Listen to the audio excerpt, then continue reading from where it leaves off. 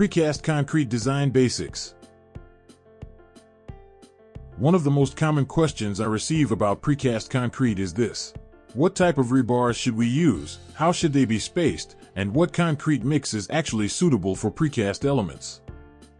In this video, I will explain precast concrete design basics step by step, focusing on rebars, aggregates, moisture control, and mix design based on real precast industry practice.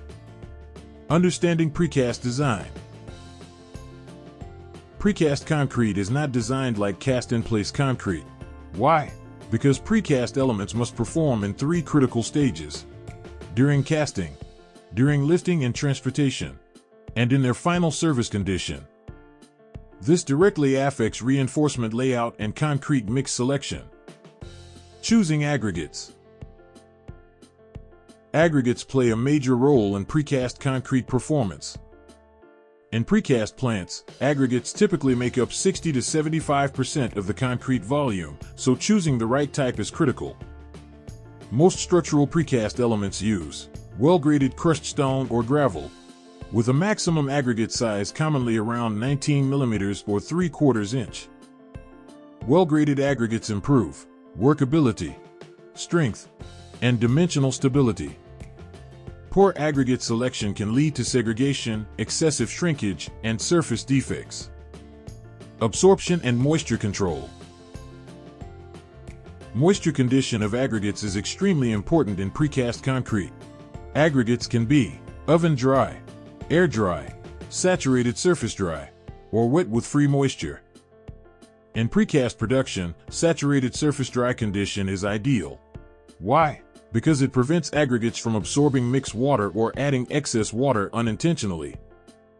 If moisture is not properly controlled, water-cement ratio changes, which directly affects strength, durability, and shrinkage. Typical precast concrete mix.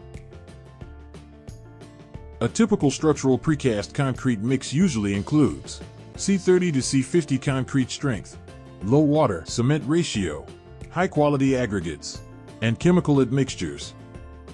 Instead of adding water to improve workability, precast plants rely on superplasticizers. This allows high early strength for fast demolding, dense and durable concrete, and consistent quality from batch to batch. Early strength is critical because precast elements are often stripped from molds within 12 to 24 hours. Rebars in precast concrete. Reinforcement detailing in precast concrete follows a clear philosophy.